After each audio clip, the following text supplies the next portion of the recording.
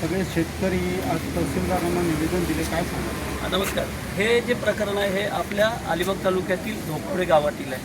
ह्या इथले जे शेतकरी आज आपल्याला इथे दिसत आहेत हे जवळजवळ म्हणजे बरीचशी कुटुंब आहेत, पण आता 43 शेतकऱ्यांची नावं एका म्हणजे 3 गटांवरनं कमी केली. आणि ती कमी कोणी केलीत तर इथल्या तलाठी आणि सर्कलने.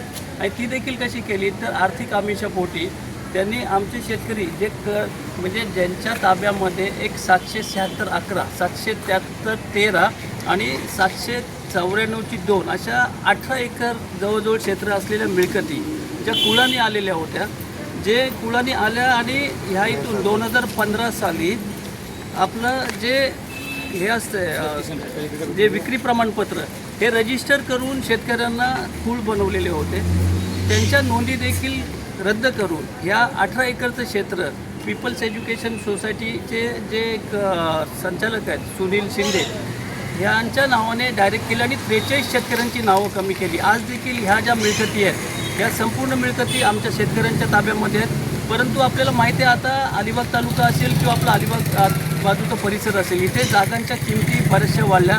त्याच्यात शेतकऱ्यांच्या जागा विकून गडगंज संपत्ती कमवणारी बरीचशी मंडळी आहे, ज्यांनी ह्याच्यामध्ये संगनमत करून तलाठ्याला आणि तुमचे जे सर्कल आहेत त्यांना हाताशी घेऊन हे जमिनी त्यांनी दुसऱ्यांना आता ते पैसे कमवण्याच्या दृष्टीने. पण मी आपल्याला सर्वांना ह्या आपल्या माध्यमातून सांगू शकतो की ह्या ज्या आमच्या शेतकऱ्यांच्या मिळकती आहेत ज्या कुळांनी आलेल्या वर्षानुवर्षे हे आमचे शेतकरी कसत आहेत, या मिळकतीमधील ठीक आहे तुम्ही चुकीच्या पद्धतीने ह्याच्यावरती अतिक्रमण करण्याचं किंवा आमच्या शेतकऱ्यांना बाजूला करण्याचा एक प्रयत्न केला असेल, पण 100% आम्ही तुम्हाला एकही इंच शेतकरी आमची जागा घेऊन देणार नाही.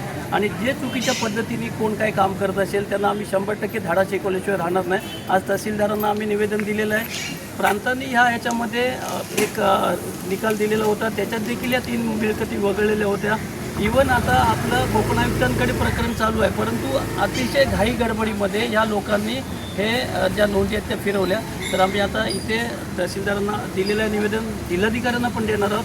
आणि शेतकऱ्यांच्या ह्या ज्या कुळाने आलेल्या मिळकती जे आमचे स्थानिक शेतकरी आहेत अलिबागचे, यांना काही झाले तरी ह्या भूमींपासून वंचित होऊन देणार नाही. आणि जर काही चुकीचं ह्या शासनामार्फत काय केलं तर 100% अख्खी काँग्रेस या शेतकऱ्यांच्या पाठीशी उभी राहील.